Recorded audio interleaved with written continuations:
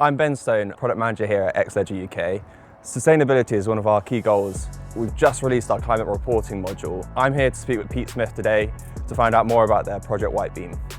Yeah, so Project Whitebeam is our group-wide environmental sustainability initiative. We're looking to recognise, measure and mitigate our impacts on the natural world across 5 key areas. We're looking at climate change, looking at waste, water, biodiversity and air quality. I think it's great that organisations like yourself are really driving the pathway for sustainability. Can you tell me about some goals you have on the project?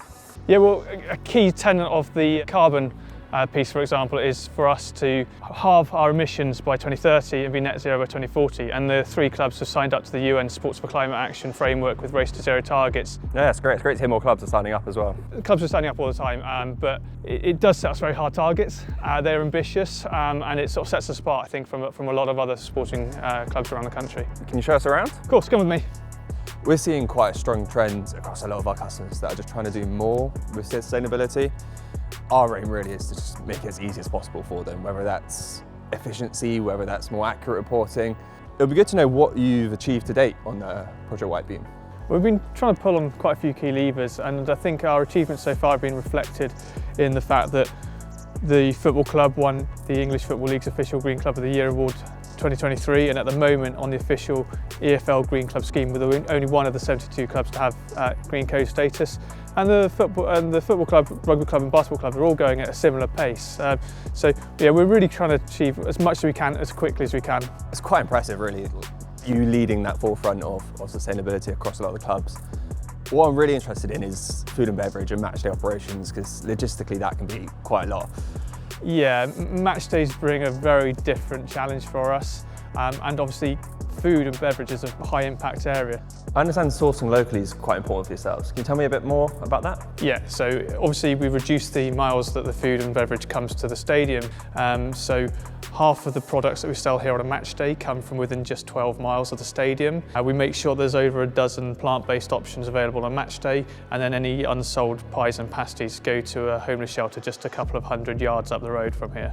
Yeah, and cutting down the mileage from sourced foods is huge. It's huge in factor of sustainability.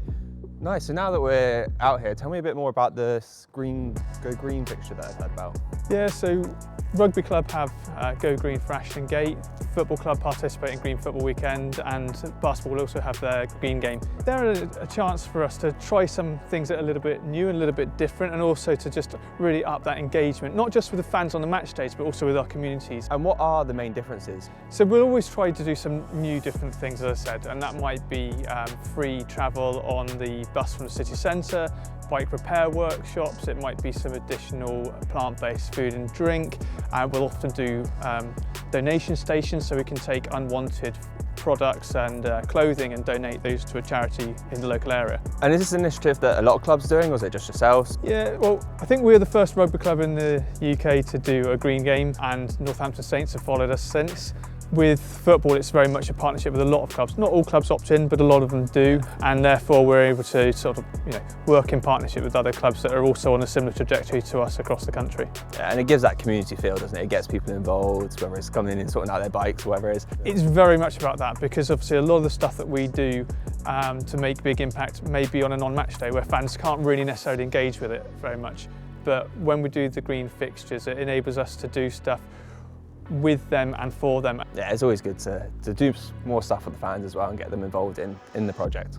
Absolutely. I mean, they're critical to everything that we do here, so it has to be front and centre. It would be good to understand how you capture data, how you report, how this is shared with the various stakeholders that you have. Well, we report through quite a number of frameworks actually. Probably the most comprehensive is the UN framework reporting, because we go not just into scope 1 and 2 but also scope 3 data, which means we're looking at all our supply chains and all the procurement as well. So we collect all that in, and then we have a little bit of assistance as well to help make sure that we're getting the carbon factors right and aligning to the greenhouse gas protocols. Yeah, that's what we're finding. A lot of our customers are trying to do the same as you and get more data, and it ends up stacking up and becoming really complex. So just anything we can do to make the capturing, the analysing, the reporting just easier. I imagine it's quite complex, and you just mentioned that it's quite hard to get that to a final report. Yeah, it is a challenge, but it's something that's very important to get it right. So we have to do the work, we have to crunch the numbers, and we actually work with people throughout the entire club to make sure that we're getting that as accurate as we can. And it's not perfect, but by working with all the different teams and having a little bit of expertise on the process, we make sure it's as accurate as we can be, and it's critical to setting those benchmarks so we can measure progress as we go. Are there any key factors that you can share with us, examples of what kind of metrics you're measuring? Obviously energy use, your electricity, your gas, your water, and obviously we've got a bit of a grey fleet as well with our own staff cars travelling across the country. So all of those things go into the mix. Some are really easy to pinpoint, some are much more challenging, and I'd say the Scope 3 emissions being the most challenging of it. Yeah, it's amazing when you look at Scope 3 and you look at the entirety of it, capturing all that information is tough.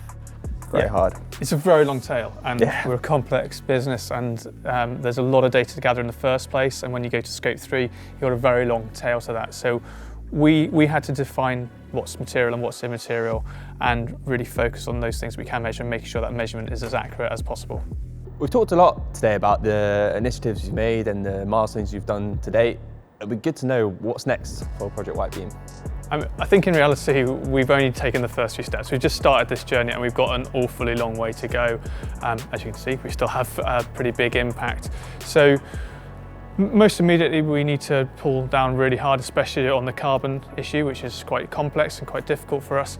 But the reality is this project will go on for decades, because until such day that all the infrastructure and all the travel and energy across the entire country is totally sustainable, we'll still be having an impact. So we need to keep working through that for a long time to come, and then even thereafter, hopefully try and do something more positive. Well, cheers for showing me around. It's been great to meet you, and I look forward to hearing more. Thank you so much.